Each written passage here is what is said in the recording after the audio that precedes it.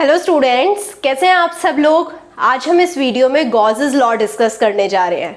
Gauss's law होता क्या है, इसकी डेफिनेशन क्या है, इसका प्रूफ क्या है, point form of Gauss's law क्या है और इसकी कुछ लिमिटेशंस, कुछ एप्लीकेशंस भी देखेंगे कि गॉसेस लॉ से हम इलेक्ट्रिक फ्लक्स कैसे निकाल सकते हैं। तो ये वीडियो बहुत इंटरेस्टिंग होने वाली है, इसे लास्ट तक देखिएगा और आपको समझ आ जाएगा कि गॉसेस लॉ होता क्या है। So let's start with the flux. मैं सबसे पहले आपको बताने वाली हूँ कि फ्लक्स क्या होता है। कोई भी सरफेस है, इस सरफेस के लिए हम फ्लक्स निकाल सकते हैं। इस सरफेस में कुछ फील्ड लाइंस पास कर रही हैं। सो लेट सपोज ये मेरी फील्ड लाइंस है, इसे ई बोल देते हैं, इलेक्ट्रिक फील्ड लाइंस है। अब ये जो सरफेस है, इसका सरफेस वेक्टर भी होगा। जो सरफेस वेक्टर होता है वो नॉर्मल टू द सरफेस होता है, इसे डीएस वेक्टर बोलते हैं, राइट। तो यहाँ पर ई, ये भी ई वेक्टर है। ई वेक्टर और सरफेस वेक्टर के बीच में एक एंगल है थीटा। तो साई को कैसे लिखते थे, साई होता था, अब ये क्योंकि मैं डीएस के लिए निकाल रही हूँ तो यहाँ पर डी साई होगा। सो डी साई को कैसे रिप्रेजेंट करते हैं, ई डॉट डीएस, राइट। या फिर कैसे लिख सकते हैं, E DS cos of theta. So E DS cos of theta, ये तो डॉट प्रोडक्ट का फॉर्मूला है, तो हम डायरेक्टली से लिख सकते हैं E vector dot DS vector. क्योंकि ई भी एक वेक्टर है, डीएस भी एक वेक्टर है, इजीली हम ये फॉर्मूला अप्लाई कर सकते हैं। अब अगर हमें साई निकालना हो, साई निकालने के लिए हम क्या करेंगे, सरफेस इंटीग्रेशन कर देंगे, इसका या इसका।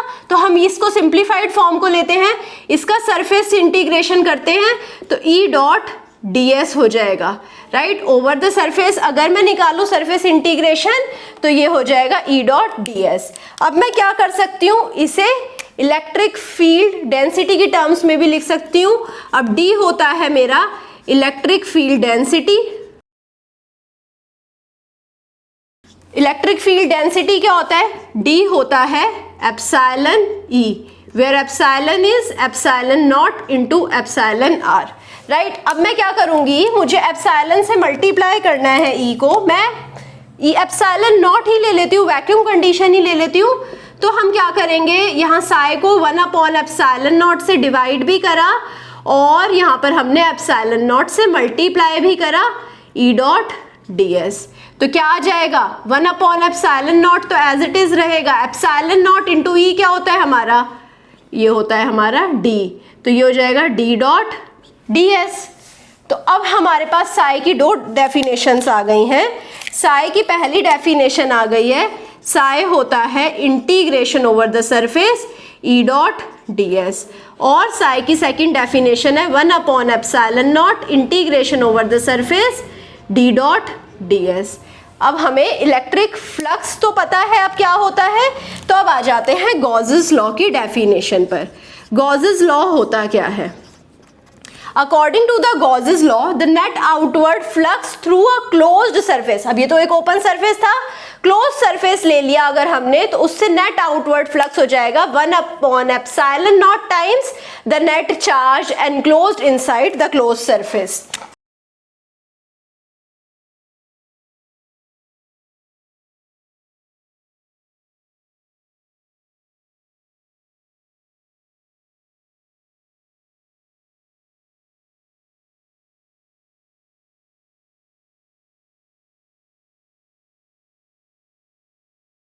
तो इसे हम कैसे लिख सकते हैं, साई हो जाएगा 1 epsilon naught into Q net. अब साई क्या था,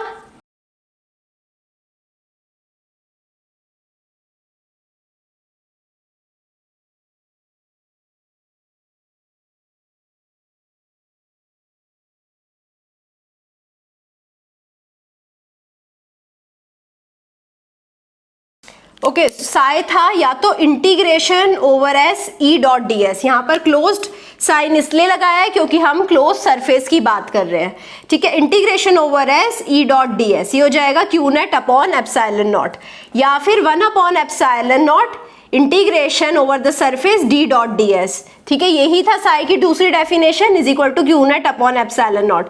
एप्सिलॉन नॉट और एप्सिलॉन नॉट कैंसिल आउट हो गए, तो यहाँ हो जाएगा close surface integration of D dot D S is equal to Q net. तो ये मेरी फर्स्ट डेफिनेशन है और ये मेरी सेकंड डेफिनेशन है गॉसेस लॉ की, राइट। अब जो यहाँ पर जो चार्ज है क्यू नेट को कैसे रिप्रेजेंट कर सकते हैं? अगर मेरे पास लाइन चार्ज डेंसिटी होती है तो मैं इंटीग्रेशन ओवर एल कर देती हूँ lambda L into D L का, या फिर अगर मेरे पास सरफेस चार्ज डेंसिटी होती है तो मैं इंटीग्रेशन ओवर सरफेस कर देती हूँ रो एस डी एस का, या फिर मेरे पास वॉल्यूम चार्ज डेंसिटी होती है तो मैं इंटीग्रेशन ओवर वॉल्यूम कर देती हूँ रो वी डीवी का। तो अब यहाँ पर क्योंकि हम वॉल्यूम की बात कर रहे हैं, क्लोज सरफेस एक वॉल्यूम बनाता है, तो क्यू नेट के लिए हम ये वाला फॉर्मूला यूज करेंगे। तो इसे अब यहाँ पर अप्लाई कर देते हैं। तो यहाँ पर अब फर्स्ट इसमें अप्लाई करते हैं integration of E dot D S, ये हो जाएगा 1 upon epsilon not Q net को हमने रिप्लेस करा integration over V rho V D V. अब ये तो वॉल्यूम इंटीग्रेशन है, ये है मेरा सरफेस इंटीग्रेशन, दोनों इक्वेट नहीं हो सकते। तो अब हम क्या करेंगे, यहाँ पर डाइवर्जेंस थ्योरम को यूज करेंगे।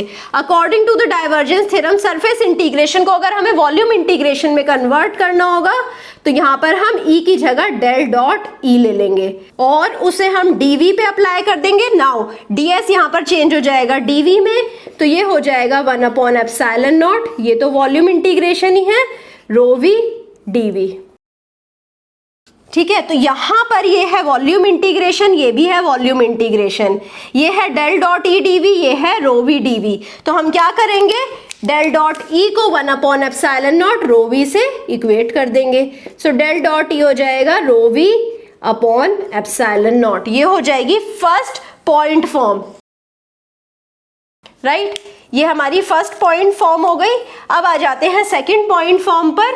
सेकंड पॉइंट फॉर्म के लिए हम दूसरी इक्वेशन चूज करेंगे, integration of D dot D S हो जाएगा हमारा क्यू नेट, राइट। अब चार्ज को फिर से हमने रिप्लेस कर दिया इस फॉर्मूले से, सो इसको हम लिख देंगे volume integration rho V D V, right. यहां पर अब d का वॉल्यूम इंटीग्रेशन करना है तो हम डेल डॉट डी लिख देंगे।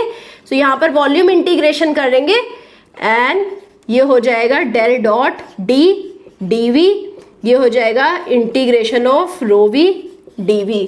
तो यहां से आप देख सकते हैं डायरेक्टली डेल डॉट डी किसके इक्वल है, del dot D directly equal है रो वी के equal, right. So del dot D is rho V. ये आ गई हमारी दो पॉइंट फॉर्म, so ये हो जाएंगे हमारी point form of Gauss's law. अब आ जाते हैं प्रूफ।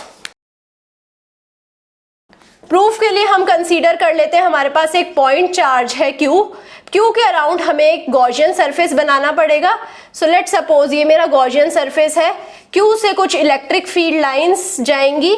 सो ये जो मेरी इलेक्ट्रिक फील्ड लाइंस जा रही हैं Q से, राइट। सो अब यहाँ पर अगर हम देखें, सो गॉसियन सरफेस ये है, यहाँ पर कुछ सरफेस वेक्टर भी होगा। सरफेस वेक्टर क्या होता है, सरफेस से परपेंडिकुलर होता है। जो इलेक्ट्रिक फील्ड लाइन निकल रही है वो भी परपेंडिकुलर निकल रही है।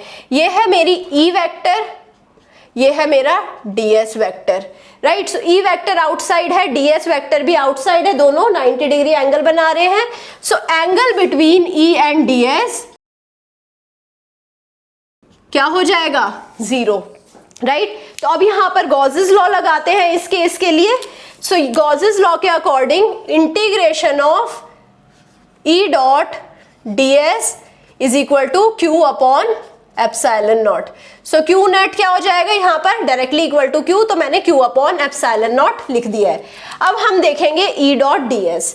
अब हम कोई भी एक पॉइंट ले लेते हैं, इलेक्ट्रिक फील्ड तो कांस्टेंट होएगी, ई इलेक्ट्रिक फील्ड का पहले देख लेते हैं डॉट प्रोडक्ट। सो ई डॉट ds क्या आ जाएगा, ई डॉट ds होगा ई ds cos of 0, cos of 0 क्या होता है 1, सो ये हो जाएगा ई ds, magnitude of E multiplied with magnitude of ds।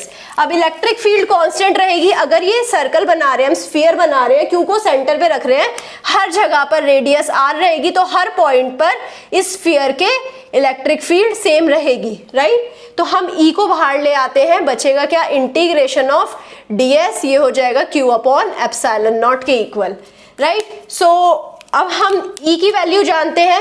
इस पॉइंट पर ये जो रेडियस r है, r पॉइंट पर अगर हमें इलेक्ट्रिक फील्ड निकालनी है Q की वजह से, तो वो क्या होती थी, KQ upon r square. Integration of ds निकालना है। अब ये जो सरफेस लिया है हमने, गॉसियन सरफेस लिया है, गॉसियन सरफेस हमने स्फेरिकल सरफेस लिया है अराउंड द चार्ज, तो स्फीयर का इंटीग्रेशन ऑफ ds, स्फीयर का टोटल सरफेस एरिया होता है 4 पाई r स्क्वायर। सो r स्क्वायर से r स्क्वायर कैंसिल आउट हो जाएगा, इसको हमें इक्वल करना है Q अपॉन एप्सिलॉन नॉट के। सो अब K की वैल्यू पुट कर देते हैं। K क्या होता है, 1 upon 4 pi epsilon naught. Let suppose हम वैक्यूम की ही बातें कर रहे हैं, so 1 upon 4 pi epsilon naught into Q into 4 pi is equal to Q upon epsilon naught. 4 pi से 4 पाई कट गया, and here we will be having Q upon epsilon naught. तो right hand side left hand side के equal आ गई, hence I can से Gauss's law is proved. तो Gauss's law prove हो चुका है, एंड आई होप आपने समझ लिया होगा कि कैसे हमने किसी भी पॉइंट चार्ज के लिए इलेक्ट्रिक फील्ड निकाल ली है। किस लिए यूज होता है Gauss's law? Gauss's law use होता है इलेक्ट्रिक फील्ड निकालने के लिए या इलेक्ट्रिक फ्लक्स निकालने के लिए। अब आ जाते हैं इस कुछ प्रॉपर्टीज पर। जो हमने गॉसियन सरफेस लिया है, आपने देखा कि मैंने is equal to Q upon epsilon not लिख दिया था, यहाँ पर रेडियस का कोई रोल नहीं था। अगर मैं एक और स्फीयर लूँ जिसका रेडियस इससे छोटा है, सो लेट सपोज ये मेरा एक स्फीयर है और ये मेरा एक और स्फीयर है। आप में से कोई एक स्टूडेंट कहता है इस चार्ज Q के लिए मैं तो ये स्फीयर लूंगा जिसका रेडियस R1 है, दूसरा स्टूडेंट कहता है मैं तो ये स्फीयर लूंगा जिसका रेडियस R2 है। तो कोई भी स्फीयर ले सकते हैं, रेडियस मैटर नहीं करेगी, क्योंकि इलेक्ट्रिक फील्ड लाइंस, ये जो फील्ड लाइंस जो हमारी पास कर रही हैं, वो हमें बताएगा फ्लक्स निकालने के लिए हमें ये फील्ड लाइंस चाहिए। जितनी फील्ड लाइंस इस छोटे वाले स्फीयर से पास कर रही हैं, वो ही फील्ड लाइंस तो बड़े वाले स्फीयर से भी पास कर रही हैं।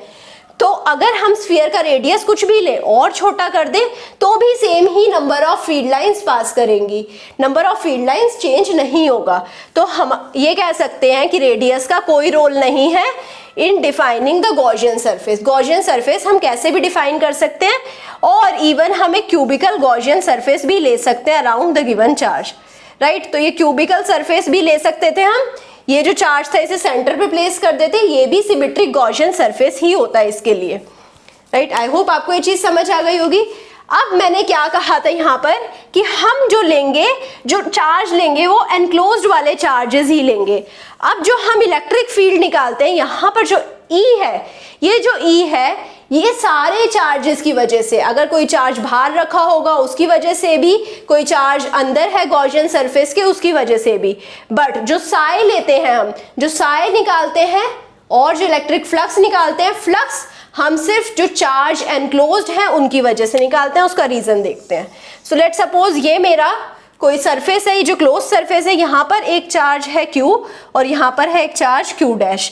Q डैश की वजह से कोई फील्ड प्रोड्यूस हो रही है, ये फील्ड एक फील्ड लाइन बना रही है जो इस सरफेस को पास कर रही है। अब आप तो कह रहे हैं कि यहाँ से भी एक आउटवर्ड फ्लक्स जनरेट कर रहा है, एक फील्ड लाइन पास कर रही है, तो यहाँ से भी फ्लक्स जनरेट होना चाहिए, बट नहीं होगा। Q की वजह से जनरेट होगा, बट Q डैश की वजह से जनरेट नहीं होगा।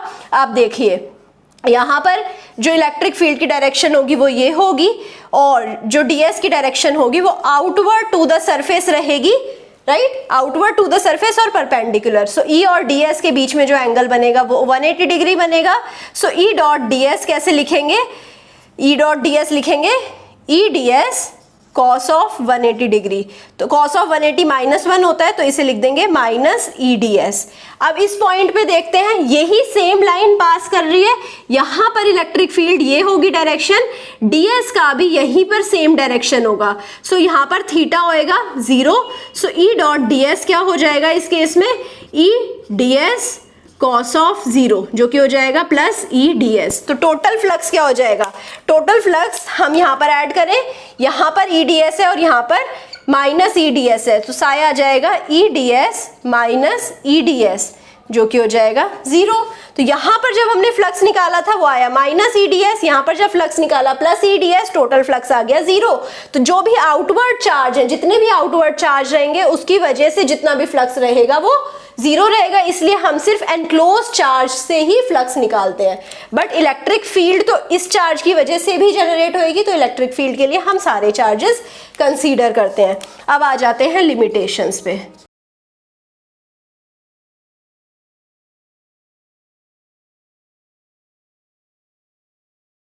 सबसे पहली बात, जो गॉसियन सरफेस हम ले रहे हैं वो सिमेट्रिक होना चाहिए। यहाँ पर मैंने स्फीयर लिया था, स्फीयर सिमेट्रिक होता है। अगर अब मैं बोलूँ कि आप कोन ले सकते हैं, नहीं, क्योंकि ये सिमेट्रिक सरफेस नहीं है। सेकंड लिमिटेशन इज कि जो भी इलेक्ट्रिक फील्ड की डायरेक्शन है ds के साथ, electric field and ds make same angle.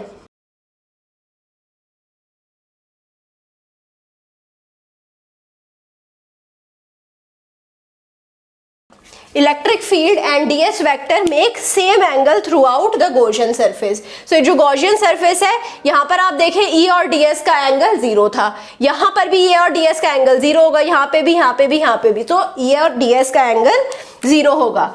जो इलेक्ट्रिक फील्ड है उसका डिस्ट्रीब्यूशन सिमेट्रिक रहेगा।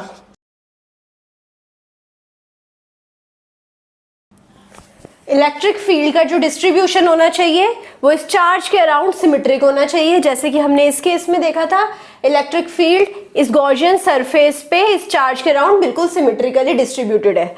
जो नेक्स्ट लिमिटेशन है,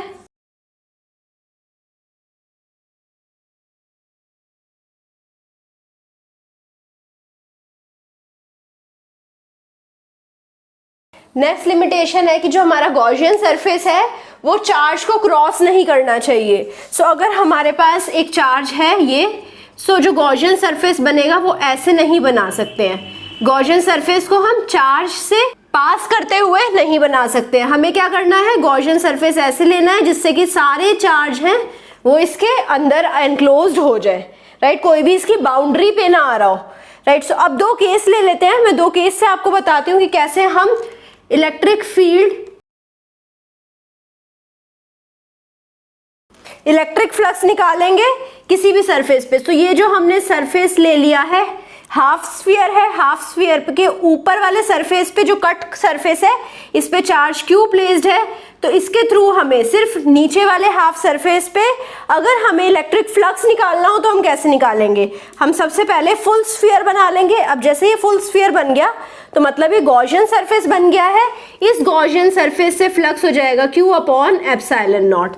मैंने क्या बोला था, जो फ्लक्स है इलेक्ट्रिक फील्ड की जो लाइंस है वो सिमेट्रिकली डिस्ट्रीब्यूटेड है, तो जितनी लाइंस ऊपर वाले सरफेस में जा रही होंगी उतनी ही नीचे वाले सरफेस में भी जा रही होंगी। अगर हमें सिर्फ नीचे वाले सरफेस की फ्लक्स निकालनी है तो वो हाफ हो जाएगा ऊपर वाले सरफेस के, तो वो हो जाएगा Q upon 2 epsilon not. I hope आपको समझ आया होगा ये क्वेश्चन। एक और क्वेश्चन देख लेते हैं। अब हमारे पास एक क्यूब है, ये मेरा क्यूब है, राइट। इस क्यूब के सेंटर पे एक चार्ज रखा है Q, राइट। इस क्यूब के जो सेंटर में चार्ज है इसकी वजह से हमें सिर्फ एक साइड पर फ्लक्स निकालना है, कितना होगा, तो पूरे क्यूब पे जो फ्लक्स होगा वो तो हम गॉसेस लॉ से निकाल सकते हैं, फ्लक्स हो जाएगा Q अपॉन एप्सिलॉन नॉट। अब मुझे पता है जो भी फ्लक्स है वो सारा सिमेट्रिकली डिस्ट्रीब्यूटेड है। इस क्यूब में 6 साइड्स हैं, तो ये जो Q अपॉन एप्सिलॉन नॉट है ये 6 साइड में सिमेट्रिकली डिस्ट्रीब्यूटेड है। सिर्फ इस साइड का निकालना है, तो इसको मैं क्या करूंगी, साई अपॉन 6 लिखूंगी, तो ये हो जाएगा Q upon 6 epsilon not. I hope आपको दोनों केस में फ्लक्स निकालना समझ आया होगा। अगर आपको कहीं पे भी कुछ भी डाउट है, अपना डाउट कमेंट सेक्शन में लिख दीजिए। आई होप सारी चीजें, इलेक्ट्रिक फ्लक्स क्या होता है, गॉसेस लॉ की डेफिनेशन क्या होती है, point form of Gauss's law क्या होता है, गॉसेस लॉ को प्रूफ कैसे कर सकते हैं, कुछ केसेस क्या होते हैं, क्या सिस्टम्स लेते हैं हम, चार्ज को इनसाइड ही क्यों लेते हैं, रेडियस का क्या इफेक्ट होता है, और लिमिटेशंस, आपको सब समझ आया होगा।